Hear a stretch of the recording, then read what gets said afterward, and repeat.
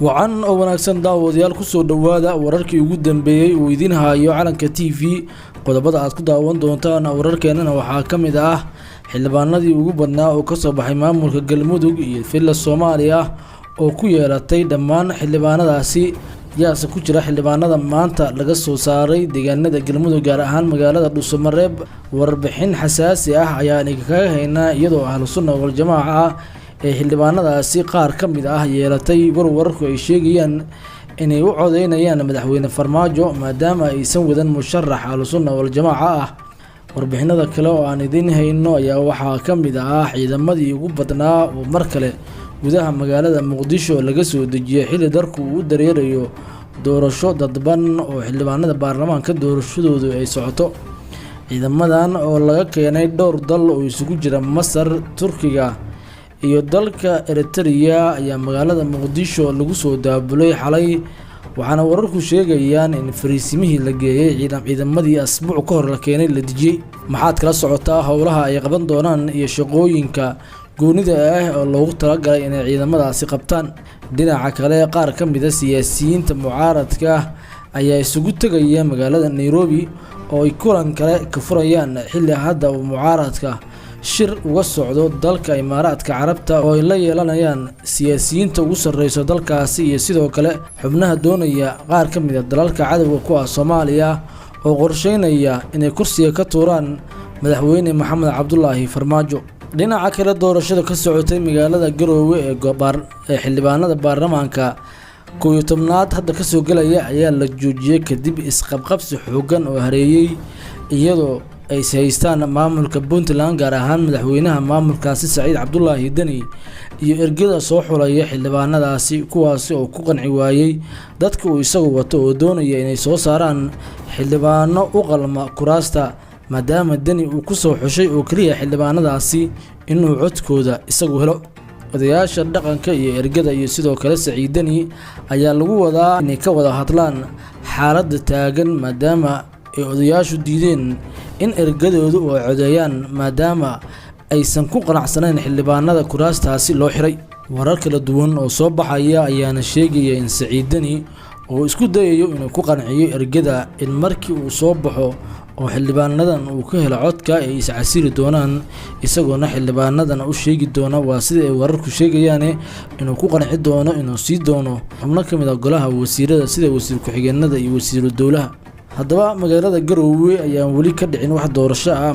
marka la fiiriyo maalmihii u dambeeyay oo xitaa musharax kursiga xildhibaanada loo xiray lagu weeraray gurigiisa isagoo dhaawacyo culus ay soo gaareen dhinaca kalena dagaalka u dhaxeeya Ruushka iyo Ukraine oo xiidada goostay iyagoona wadamo kale oo dibadda ah ay dagaalka soo farageliyeen dalal kamid ah kuwa caalamka ugu awoodda badan ayaa doonaya inay hubkooda ku tijaabiyaan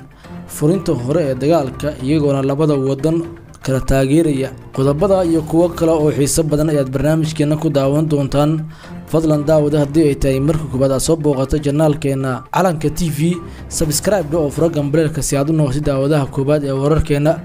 mahadsanid xildhibaanadii ugu badnaa ee taageersan nabad iyo nolol ayaa ka soo baxay magaalada Dhuusamareeb ee xarunta maamulka Galmudug xildhibaanadan ayaana maanta doorashadooda lagu qabtay magaalada Dhuusamareeb waxaana hadda soconaya doorashada xildhibaanada ee maamulada qaar kuwaas oo wali ay hogaaminayaan xildhibaanada ugu badan xisbiga nabad iyo nolol oo uu wato madaxweyne Farmaajo loolanka ka dhaxeeya siyaasiyiinta u tartamaya xilka madaxweyne ayaa harkaha goostay kadib markii ay arkeen in madaxweyne Farmaajo uu helayo codadkii ugu badnaa ee xildhibaanada kaliya ma ahan Galmudug, Hirshabeelle iyo Koonfur Galbeed iyo sidoo kale Jubbaland iyo Puntland ayuu ka helay xildhibaanadii ugu badnaa waana sababta keentay in mucaaradka qaarkiis ay u cararaan dalka dibadiisa si ay u raadsadaan kaalmo dhaqaale ay uga hortagaan arrimaha ka soconaya gudaha dalka madaxweyne Farmaajo ilaa iyo hadda talaab oo dalka dibadiisa uga baxayo ma uusan qaadin oo waxa uu ku sugan yahay Villa Soomaaliya isagoona wali hogaaminaya horumarada ka soconaya gudaha dalka haddaba arinta yaab kale ayaa noqotay xildhibaanada ka soo baxay maanta magaalada Dhuusamareeb inuu ku jiray xildhibaan uu dhalay hogaamiyaha ahlu sunna wal jamaa Macalin Maxamuud Sheekh Xasan oo magaciisuna uu yahay Cabdi Samad Macalin Maxamuud cabdisamed wuxuu ka tirsanaa golihii wasiirada dowladii Sheekh Shariif Sheekh Axmed sidoo kalena wuxuu soo noqday sidoo kalena waxa uu ahaa xildhibaan 4 sano ee la soo dhaafay. cabdisamed ayaa maanta ku guuleystay kursi ka mid ah kuraasta baarlamaanka dowladda federaalka ah ee Soomaaliya waana wiilka uu dhalay Macalin Maxamuud Sheekh Xasan oo ah gudoomiyaha ugu sareeya ee Ahlusunnah wal Jamaaca oo dhawaan galmudug kula dagaalantay magaalada Gurceel dagaalkaasi oo ahaa kii ugu adkaa ee guud ahaan galmudug ka dhaca taariikhda inta la og yahay maadaama uu 5 maalin ka socday magaalada Gurceel. haddaba arrintan ayaa banaanka soo dhigtay guux muddo soconayay kaas oo ah Ahlusunnah inay doonaysay oo kaliya in kursigaasi ay helaan maadaama Macalin Maxamuud sida warbixinadu ay sheegayaan uu u rabay kursiga wiilkaasi. warar kalena waxay sheegayaan cabdisamed inuu saaxiib dhow leeyahay madaxweyne Farmaajo sidoo kalena uu u ololeynayo inuu soo saaro madaxweyne Farmaajo si uu dalka dib ugu soo laabto. 2019 heshiiskii dhexmaray Ahlusunnah iyo dowladda federaalka ee Soomaaliya waxaa garwadaan ka ahaa cabdisamed Macalin Maxamuud oo Ahlusunnah ka dhaadhiciyay in dowladda federaalka Soomaaliya ay wada hadal la furaan. haddana waxay wararku sheegayaan inuu hogaaminayo wada hadal dowladda federaalka ah iyo Ahlusunnah oo dhawaan la doonayo in laga furo deegaanada galmudug. dhinaca kale warar soo baxaya ayaa sheegaya in siyaasiyiintii ugu badnaa ee mucaaradka ay isugu tageen magaalada Nairobi oo ay ka cilaamiyeen kulan ay uga hortagayaan madaxweyne Maxamed Cabdullaahi Farmaajo oo hadda haysta xildhibaanadii ugu faraha badnaa isla markaana uu diyaar garoobayo inuu ku guuleysto doorashada hadda soo socota. mucaaradka oo loolan adag kula jira madaxweyne Farmaajo ayaa wado walba u maraya sidii madaxweyne Farmaajo uga hortagi lahaayeen balse hadda ay dibadda u carareen si ay u raadsadaan taageero dhaqaale. Cabdiraxmaan Cabdishakuur ra'iisul wasaare Roble iyo koox kale oo ku jira Cumar Cabdirashiid ayaa hadda ku sugan magaalada Abu Dhabi ee dalka Imaaraadka Carabta iyagoona kaalmo weydiisanaya dowladdaasi si loo helo shakhsi la loolami karo madaxweyne Farmaajo. magaalada Nairobi ee xarunta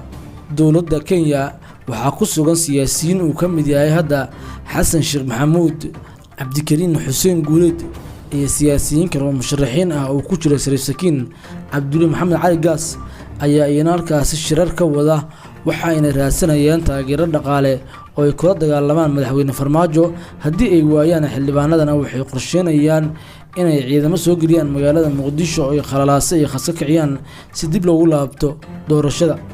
sida muuqata mucaaradku kuma faraxsana in doorasho ka dhacda magaalada Muqdisho maadaama aysan kalsooni ku qabin inay soo laabanayaan oo iska yihiin cidda Soomaaliya taageerada ka haysata oo la dooran doono. waxa ay ku qasban yihiin oo lagula talinayaa oo reer galbeedka iyo Kenya ay kula talinayaan